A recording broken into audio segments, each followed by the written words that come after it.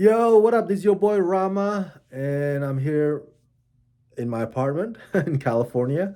It's 45 degrees cold right now, so that's why I'm wearing sweater.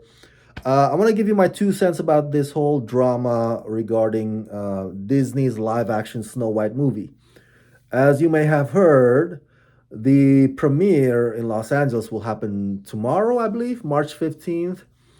I'm assuming it'll be at the El Capitan Theater, which is owned by Disney, downtown Hollywood. And Disney has decided to cancel the video interviews from the red carpet. So they're not going to invite the video journalists. They're going to have photographers, but that's about it. Usually there'll be both.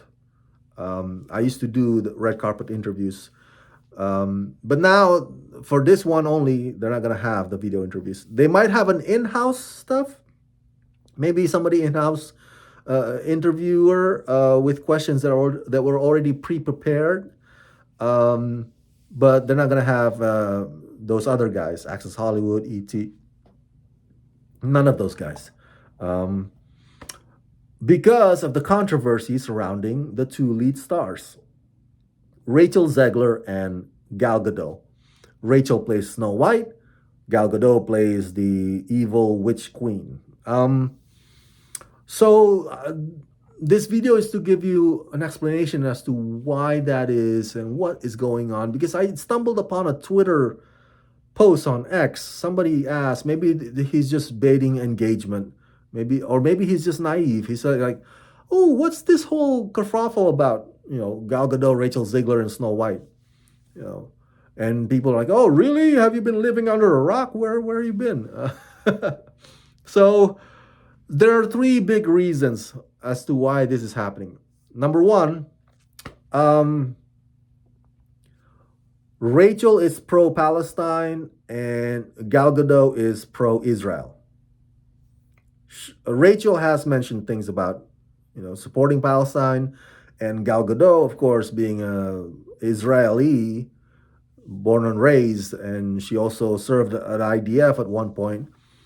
Of course, she's gonna be pro-Israel, in this long conflict that never ends.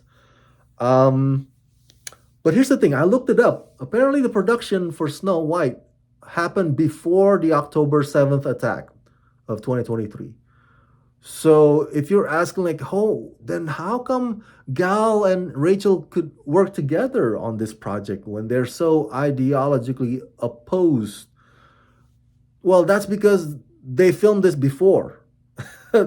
All of this war is happening, the Gaza war. They did some reshoots last year, I believe, but the big chunk of it was already done before the Israel war on Gaza. So that's why. Now,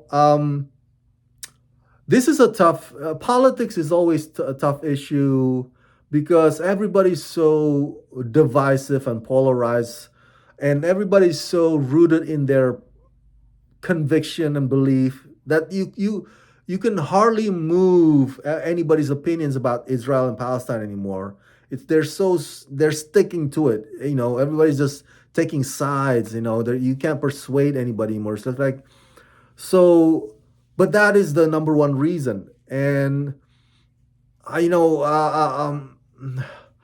you people who are saying, "Oh my God, we got to cancel Rachel because she's pro-Palestine," you know, but then again, she's entitled to her free speech. And then when you say, "Oh my God, we gotta cancel Gal Gadot because she's a Zionist," dude, she's Israeli. She's an born and raised Israel Jew. Like, what do you expect? You expect her not to support her country? Really? It's like that's the same thing as asking me not to be not to have fondness for my homeland, Indonesia. I'm Indonesian. Of course I'm gonna have fondness. I like my homeland as much as I'm now an American citizen.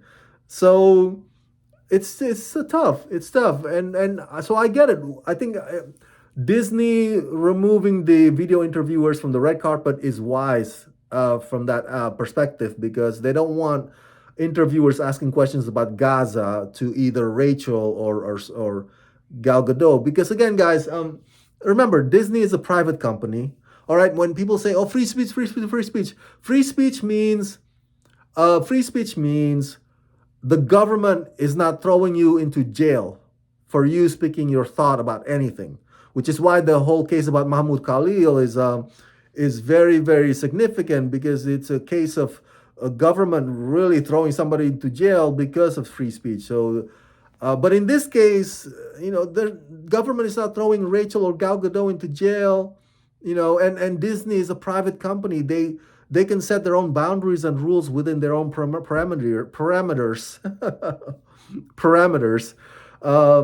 And they just want to sell a movie. They just want to make money. They just want to promote shit. That's what private companies do. They only care about the bottom line. So unfortunately, free speech is not really doesn't or it does not really apply to this. Um, Journalists cannot really take Disney to court for Disney not allowing them to video interview the celebrities on the carpet, because again, it's a private company. They can set their own rules. Um, Nobody's throwing the journalists into jail because they're not allowed to interview Gal Gadot on the red carpet. So yeah, I get it. Disney wants to protect their investment. I'm the last defender of Disney. Okay. So I don't have a love for Disney, but yeah, I'm just giving you the objective facts here. Especially us living in a capitalistic system, under corporate rule, unfortunately. So Disney can set their own. If they want just the photographers there and no video interviews there, then that's their prerogative. Unfortunately, nothing we can do about it. The second reason why people are angry or people are boycotting this movie is because they say, "Oh my God, DEI, DEI, person of color playing a white character. This Snow White is a German folklore. What are you doing? Why do you cast Rachel Zegler?" And you know what? Here's the thing. In my previous video about, do you remember? I made a video about commenting about the live action Astrid in the live action How to Train Your Dragon movie is not white, but Astrid in the animated movie was white.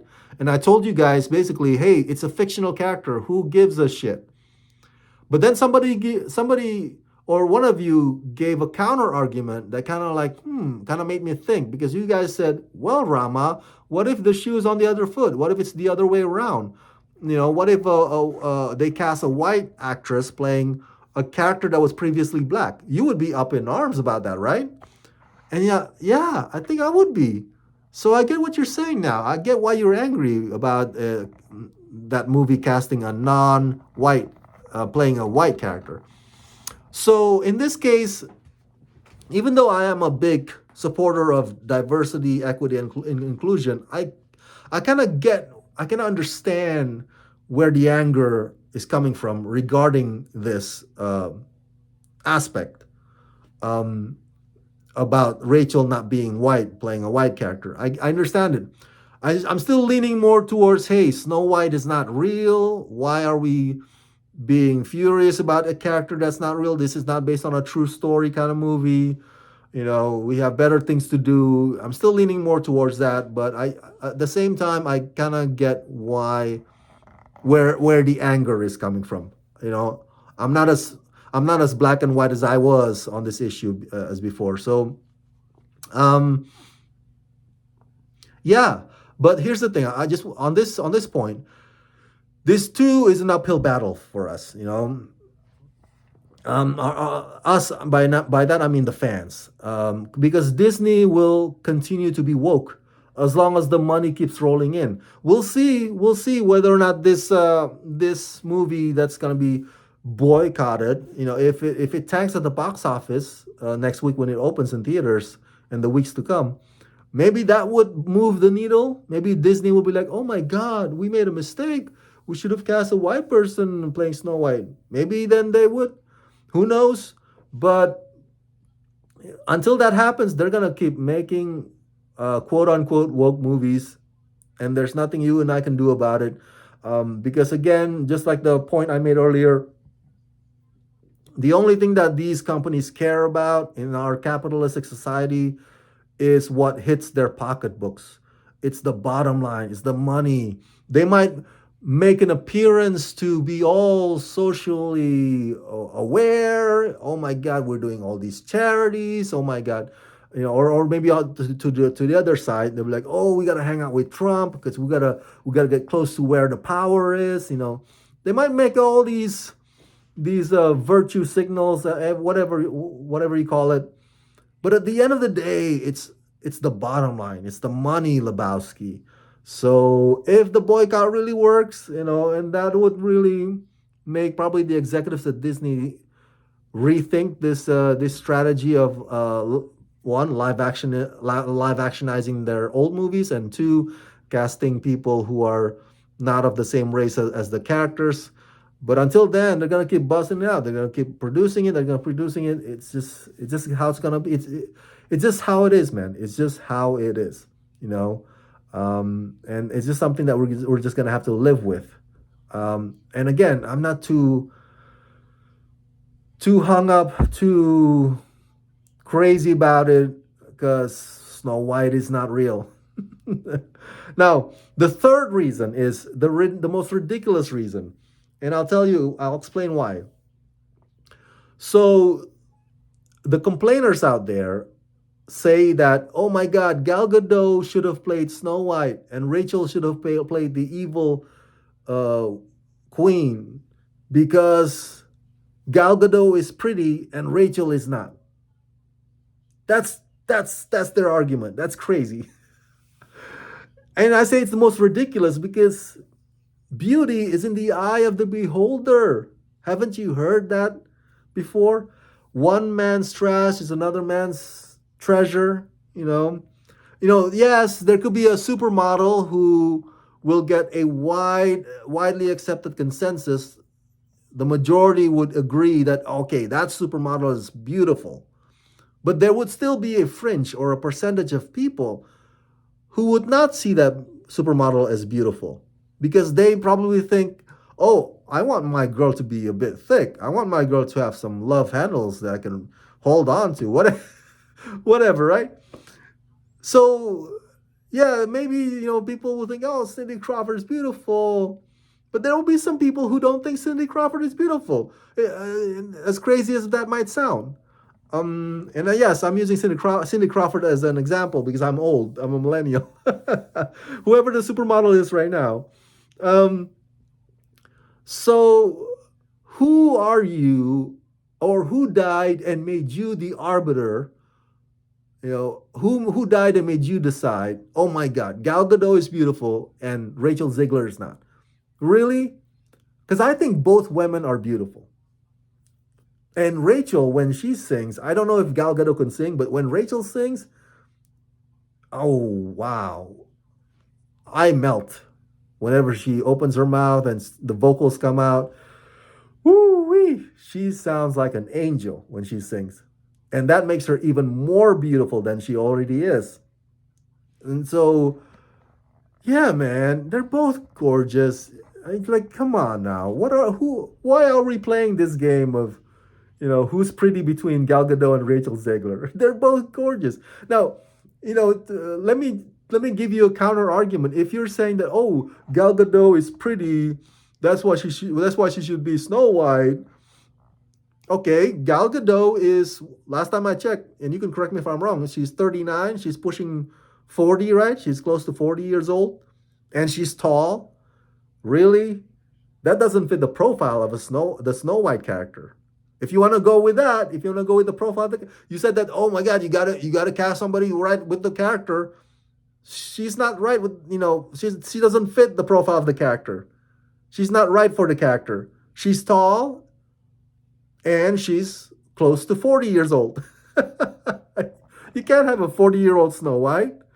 See, two can play that game, and so yeah, man, it's the most ridiculous reason why people are angry about this live action. Like Rachel and both Rachel and Snow White are both Rachel and Gal Gadot are gorgeous. Okay, just because you think Just because you think Gal Gadot was sexy as Wonder Woman, fine, you're entitled to your opinion. But the people who think that Rachel is pretty are also entitled to their opinion. So it's a crazy world we live in, right? Isn't free speech beautiful and messy and chaotic and headache inducing? So yeah, that's those are the three reasons: politics, pro-Palestine versus pro-Israel, and number two, A, it's a German folklore. You can't have a DEI casting or a woke casting, kind of non-white playing a white character. And number three, the most ridiculous reason is like, oh my God, one is more beautiful than the other. So it's really, come on, they're both amazingly hot. They're both amazingly hot. Um, so we'll see how the movie plays out when it's released to general public starting next week. My prediction is it's gonna tank at the box office domestically, but it's gonna do a little bit better internationally because in the international markets, like when I was in the theater in Indonesia, they don't care about the stuff that we care here. Like they just want to see a good movie. They're like, oh, is this movie good or not? If the movie sucks, they're gonna come out and it's like, oh my God, I hate that movie. That's it. They're not thinking the way we're thinking about, oh, the DEI, one is prettier than the other, or oh my God, it's pro Palestine, Gaza. It's like, they're just like, okay, this movie is good or does this movie suck? So it's going to do a bit better internationally, but it's going to tank domestically. And we'll see which box office results going to affect Disney's decision, the executives moving forward in greenlighting some of these projects. But yeah, I'll just end this video on this. I am tired of Disney live actionizing their old animated stuff. Come on, give us originals, please. I just saw the trailer for Freakier Friday. As much as I love Freaky Friday, and as much as I want Lindsay Lohan and Jamie Lee Curtis to collaborate again, surely they can collaborate on an original project. What does it have to be this?